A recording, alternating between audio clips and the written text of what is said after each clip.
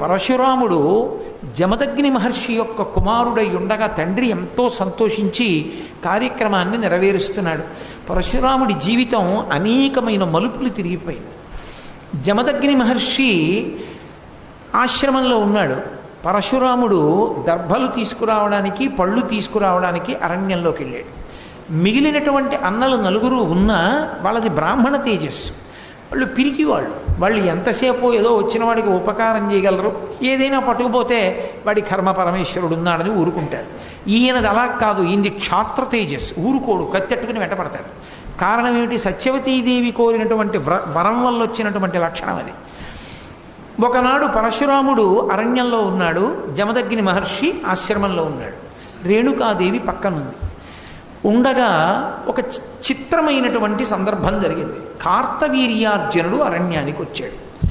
ఈ కార్తవీర్యార్జునుడు విశేష శక్తి సంపన్నుడు. పౌరాణిక వాంగ్మయంలో కార్తవీర్యార్జునుడి యొక్క శక్తి ప్రత్యేకంగా ఎక్కడ కనపడుతుంది అంటే శ్రీరామాయణం ఉత్తరకాండలో చెప్పబడింది. అలాగే గురుచరిత్రలో దత్తాత్రేయ స్వామి వారి యొక్క పరిచర్య చేసి సంపాదించాడు ఆ శక్తులన్నీ. ఆయనకి 1000 బాహువులు, సహస్ర బాహువులతో ఉంటాడు. రామాయణం ఉత్తరకాండలో కార్తవీర్యార్జునుని యొక్క అనన్యమైన శక్తిని చెప్పారు. ఆయన నదీ తీరంలో కింది భాగంలో తన భార్యలతో కలిసి జలక్రీడలాడుతున్నాడు. అదే సమయానికి ప్రదోష వేళలో ఎందుకో రావణాసురుడు పుష్పక విమానంలో వెళ్ళిపోతున్నాడు. ఆయనకు అలవాటు ఉంది. ప్రదోష వేళ అయితే ఎక్కడున్నవాడు అక్కడే కిందికి దిగి సైకతలింగం చేసి ఆ సైకతలింగానికి పూజ చేస్తాడు. ఆయన నది ఒడ్డున దిగి స్నానం చేసి సంధ్యావందనం చేసుకుని సైకతలింగం చేసి దానికి ఆరాధన చేస్తున్నాడు. వీళ్లకు పిచ్చి కోరిక పుట్టింది కార్తవీర్యార్జునుడి భార్యలకి. నీకు 1000 చేతులు ఉన్నాయి కదా, నదీ ప్రవాహాన్నంతటినీ ఆపేయగలవా 1000 చేతులతో అని అడిగారు. అది పెద్ద విషయమా అని 1000 చేతులు అడ్డు పెట్టాడు. అడ్డు పెడితే ఆ ప్రవాహం వెనక్కి వెళ్ళింది. వెనక్కి వెళ్ళి ప్రవాహం పెరుగుతూ వచ్చి ధ్యానంలో ఉండి పువ్వులు వేస్తున్నటువంటి రావణాసురుడి తొడల కిందకు వచ్చి ఆ పూజ చేస్తున్న సైకతలింగాన్ని కరగకొట్టి తీసుకెళ్ళిపోయింది. ఇసుక కరిగిపోదండి మరి నీళ్లు తగిలితే.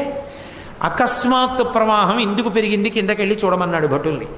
కార్తవీర్యార్జునుడు భార్యలతో జలక్రీడలాడుతున్నాడని చెప్పారు రావణాసురుడికి. అసలు వాడే పెద్ద ధూర్తుడు. ఆ కార్తవీర్యార్జునుడి 1000 చేతులు నరికేస్తానని యుద్ధానికి వెళ్ళాడు. ఆ కార్తవీర్యార్జునుడు లోకాన్ని భయపెట్టినవాడు రావణుడు అంటే సామాన్యమైన వాడు కాదు. వాడు వీడు భయపడితే పెద్ద విశేషం ఏందండి. యమధర్మరాజు పారిపోయాడు రావణాసురుడిని చూస్తే. మీరు రామాయణం ఉత్తరకాండ చదివితే వీళ్ళందరూ దేవతలు దిక్పాలకులు కూర్చుని ఒక చోట మాట్లాడుకుంటున్నారు ఏదో పిచ్చాపాటి. అకస్మాత్తుగా రావణాసురుడు వచ్చాడు. తమంత తాముగా పారిపోతుంటే కనిపెట్టేస్తాడని అక్కడ కనపడ్డ జింకలో దుప్పిలో అన్నిటిలో తలకోడు దూరి పారిపోయారు. అక్కడ దూరడానికి ఇంకేం కనపడలేదు. పాపం దొరికిపోయిన వాడు ఎవరంటే యమధర్మరాజు గారు ఒకడే దొరికిపోయాడు. గద పెట్టి కొట్టేస్తాడు రా, ఇక్కడ కూర్చుని ఏం చేస్తున్నావు అంటాడని ఆయన అటు ఇటు చూశాడు. ఓ కాకి కనపడింది, ఆ కాకిలో దూరి పారిపోయాడు. పారిపోయి, ఓ కాకి, రావణాసురుడు వచ్చి నన్ను బాధ పెట్టకముందే నువ్వు కనపడ్డావు కాబట్టి నీలో దూరి పారిపోయాను. అందుకే నీకు వరం ఇస్తున్నాను. ఎక్కడైనా తద్దినం పెడితే పిండాన్ని కాకి ముట్టుకుంటే పితృదేవతలు తరిస్తారు. అప్పటి నుంచే పిండాలన్నీ కాకులు ముట్టుకోవాలని గోడ మీద పెట్టి కావు కావని కాకి ముట్టుకుందని ఇంట్లోకి వెళ్ళిపోతూ ఉంటాడు.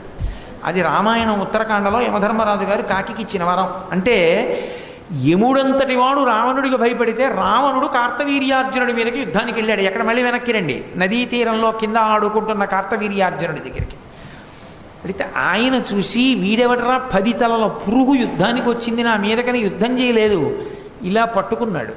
పట్టుకుని తీసుకుపోయి ఈ పురుగు నేను భార్యలతో జలక్రీడలాడుతుంటే నా మీదకు వచ్చిందని కారాగారంలో బారేసి తలుపేసేయండి అన్నాడు. అందులో పడున్నాడు రావణాసురుడు. అంటే మీరు కార్తవీర్యార్జునుడి శక్తి ఊహ చేయొచ్చు. ఎలా విడిపించాలని ఆలోచించి మనవణ్ణి విడిపించుకోవడానికి పులస్త్య బ్రహ్మగారు, ఆయన ప్రజాపతి పులస్త్య బ్రహ్మగారు చతుర్ముఖ బ్రహ్మగారిని తీసుకుని వచ్చాడు. వచ్చి ఒరే నాయనా వాడు మా ముని మనవడరా, వదిలిపెట్టేసేయమంటే ఈ విషయం నాకు తెలియదండి, నేనేదో మా భార్యలతో ఆడుకుంటుంటే వచ్చి అల్లరి చేశాడు, నేను అందులో పడేశాను, తలుపు తీయించి వాడిని వదిలేయండిరా అన్నాడు.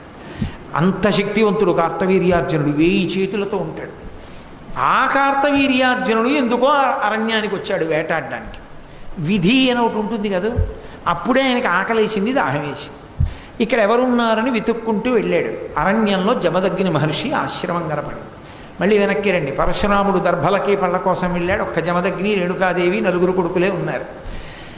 వచ్చి మధ్యాహ్నం వేళ అయింది, నేను ప్రభువుని వేటకొచ్చాను, ఆకలేస్తోంది, ఆతిథ్యం ఇమ్మన్నాడు. ఇంటికొచ్చిన అతిథికి లేదనకూడదని వెంటనే తన దగ్గర ఉన్నటువంటి హోమధేనువు అంటారు, అంటే దాంతో ఏం చేస్తారు అంటే హోమం చేస్తుంటారు, ఆవు పాలతో యజ్ఞంలో వాడుతూ ఉంటారు. ఆ కామధేనువుని పిలిచి పదార్థములను సృజించమన్నాడు. ఎలా వశిష్ఠ మహర్షి రామాయణంలో విశ్వామిత్రుడికి ఆతిథ్యం ఇచ్చినప్పుడు పదార్థములను కామధేనువు చేత సృజింపచేశాడో, అలా కార్తవీర్యార్జునుడి సైన్యానికి, కార్తవీర్యార్జునుడికి వాళ్ళకిష్టమైన పదార్థాలేవో అవన్నీ రాసులుగా ఇమ్మన్నాడు జమదగ్ని. కామధేనువు వెంటనే ఇచ్చేసి అవన్నీ వడ్డించారు. రాజు అన్నీ తిన్నాడు. రాచబుద్ధి కదూ. ఆయన అన్నాడు రత్నహారీచ పార్థివా అని రాజుకు పేరు. రత్నహారీచ పార్థివా అంటే లోకంలో ఎక్కడ ఏ విలువైంది అందమైంది కనపడితే అది నాది అని పట్టుకుపోతుంటాడు రాజు. అదేమిటండి అని అడగడానికి ఉండదు.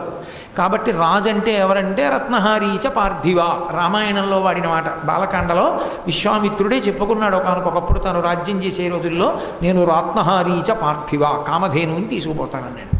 కార్తవీర్యార్జునుడు ఆ మాట కూడా అనలేదు. వీళ్ళని అడిగేది ఏమిట్రా, ఈ ధేనువు మందే, రాజరికం నాది, ఈయన దగ్గర ఎందుకు హోమం చేసుకోవడానికి, ఎంతమందికైనా అన్నం పెట్టగలిగిన ఈ కామధేనువు నా దగ్గర ఉండాలి, తోలుకు రెండని వెళ్ళిపోయాడు. జమదగ్ని ఏం చేస్తాడు, చెయ్యాలనుకుంటే చెయ్యగలడు. కానీ బ్రాహ్మణ తేజస్సు దేనికి ఉపయోగపడాలంటే తనని తాను ఉద్ధరించుకోవడానికి, 10 మందిని రక్షించడానికే తప్ప 10 మందిని పాడు చేయడానికి వాడకూడదు.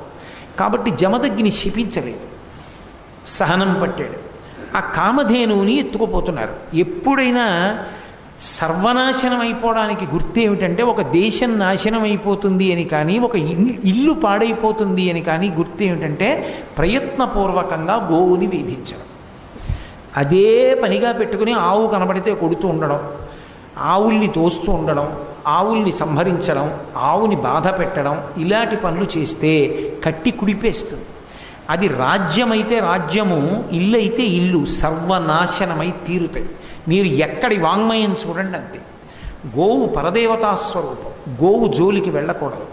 నీకు ఓపిక ఉంది దాని గంగడోలు నిమురు, నీకు ఓపిక ఉంది కసిన బియ్యం పెట్టు, నీకు ఓపిక ఉంది దాని పృష్ఠభాగం దగ్గరికి వెళ్ళి పసుపు రాసి కాస్త కుంకం వేయి. నువ్వు ఏమీ చేయలేకపోతే ఓ నమస్కారం చేయదు కనపడి.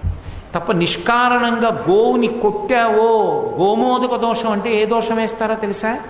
ఏ శంకరాచార్యుల వంటి మహానుభావుడు వచ్చి ఇంటి ముందు నిలబడితే భిక్ష వేయకపోగా తిట్టి పంపించిన ఫలితం వేస్తారు. అది వంశాన్ని కట్టి కుడుపుతుంది, ఏం మామూలుగా విడిచిపెట్టదు. అది కామధేనువు జోలికెళ్ళి ఎత్తుకుపోతున్నాడు. ఆ కామధేనువుని ఎత్తుకుపోయేటప్పుడు అది ఏడిచింది. అది పెద్ద పాపమై కూర్చుంది. ఎక్కడ పెద్ద పాపం వచ్చింది అంటే దాని ధేనువుని వదిలిపెట్టాడు. దూడని ఆశ్రమంలో వదిలేశాడు, కామధేనువుని పట్టుకుపోతున్నాడు. ఆ ఆవు ఏడుస్తూ అంది, అయ్యో నన్ను ఇలా రాజు పట్టుకుపోతున్నాడే, క్రేపుం పాపగవలదని ఆపదలన్ పడితి ననుచు అంబాయనచున్ చూపోపరుపులంచును. ఆ ఆవు పాపం ఎంత ఏడిచిందంటే అదండి, గ్రేపుం పాపకుడంచును, అయ్యో పాపం నా దూడ మోరలెత్తి అరుస్తోంది, అమ్మా అమ్మా అని కట్టుకొయ్యి చుట్టూ తిరుగుతూ నన్ను తీసుకెళ్ళిపోతుంటే, అందులో దూడ నుంచి వేరు చేసి ఆవుని తీసుకెళ్తున్నప్పుడు అవి రెండూ పడేటటువంటి బాధ వర్ణనాతీతంగా ఉంటుంది. అది మూత్రం విసర్జించి పేడ వేసేసి గట్టిగా కంఠానికి తాడు ఒరుసుకుపోతున్నా సరే కాళ్ళు గిటకరించి నిలబడిపోతుంది. నిలబడిపోయినా కూడా లాగేస్తుంటే పడిపోతుంది తప్ప వెళ్ళడానికి ఇష్టపడదు. దాన్ని వెనక నుంచి డొక్కల్లోనూ కొట్టి తీసుకెళ్ళవలసి ఉంటుంది. అదో కొత్త పాపం. అది ఏడిచింది కామధేను. గ్రేపుం పాపకుడంచును, నా దూడ దగ్గర నుంచి నన్ను వేరు చేయకండి అంటూ ఆపదలన్ పడితి ననుచు అంబాయ నచున్. కామధేనువుని నాకే ఇంత ఆపదొచ్చింది, ఇంత బలాత్కారంగా నన్ను ఎత్తుకుపోతున్నారని అంబా అంబా అని దూడవంక చూసి ఏడుస్తూ చూపోప నృపులంచును ఆపోవక మొదవి కొనుచు వచ్చిరిపురికిన్. ఆ ఆవు ఏడుస్తుంటే దాన్ని బలవంతంగా పలుపు పట్టుకుని ఈడ్చుకుని ఆ రాజ్యానికి మాహిష్మతీపురానికి తీసుకుపోయాడు కార్తవీర్యార్జునుడు. ఆ ఆవు ఏడుస్తూ వెళ్ళిపోయింది. పాపం ఏం చేస్తుంది, కామధేను తలుచుకుంటే పెద్ద లెక్కేం కాదు, కార్తవీర్యార్జునుడిని చంపేస్తుంది. కానీ ఈశ్వర శాసనం ఒకటి ఉంది కదూ, పరశురాముని యొక్క ఆవేశం వేరుగా మారాలి. అందుకే ధేనువు అలా వెళ్ళింది. ధేనువు వెళ్ళగానే ఇంటికి వచ్చాడు పరశురాముడు. దూడ అరుస్తోంది. తండ్రి బాధగా కూర్చున్నాడు. అడిగాడు, నాన్నగారు ఏమైందండి, మన ఇంట్లో ఉండవలసిన ఆవేది అని అడిగాడు. కార్తవీర్యార్జునుడు వచ్చాడు, రా నేను ఆతిథ్యం ఇచ్చాను, ఆతిథ్యం అంతా తీసుకుని చెప్పను కూడా చెప్పలేదురా, ఆవును తోలుకు రండిని దూడను విడిచిపెట్టి ఆవుని ఎత్తుకుపోయాడు రా అన్నాడు. అంత పని చేస్తాడా నాన్నగారు, చెప్తానుండండి అని వెంటనే తన పరశువు తీసి భుజాన వేసుకుని పరిగెత్తాడు. ఆ కార్తవీర్యార్జునుడు తన సైన్యంతో వెళ్ళిపోతున్నటువంటి పట్టణం దగ్గరికి వెళ్ళాడు. ఆయన చుట్టూ అనేక మంది రాజులు ఉన్నారు. ఆయన చూశాడు. ఎరా నువ్వు ఆవుని విడిచిపెడతావా, నాతో యుద్ధం చేస్తావా అని అడిగాడు పరశురాముడు. కార్తవీర్యార్జునుడు అన్నాడు, బ్రాహ్మణుడు వెర్రివాడు, బాలుడు వెర్రి బ్రాహ్మణుడు. బ్రాహ్మణువోలెను ఉండలేక భూపాలురతోడ భూరి బల సత్వులతోడ భయంబు తక్కి కయ్యాలకు వచ్చినాడు.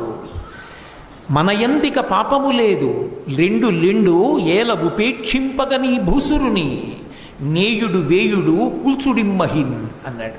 బాలుడు వెర్రి బ్రాహ్మణుడు. బ్రాహ్మణుడు అంటే అంత చులకన, గర్వం ఎక్కువైపోతే ఏమవుతుంది, ఇదం క్షాత్రం ఇదం బ్రాహ్మం అని ఆఖరికి ఆయన విజృంభించిన తర్వాత తెలిసింది. ఒక్క ఆవు వల్ల పరశురామావతారం అంత క్రౌర్యానికి వెళ్ళిపోయింది. పరశురామావతారం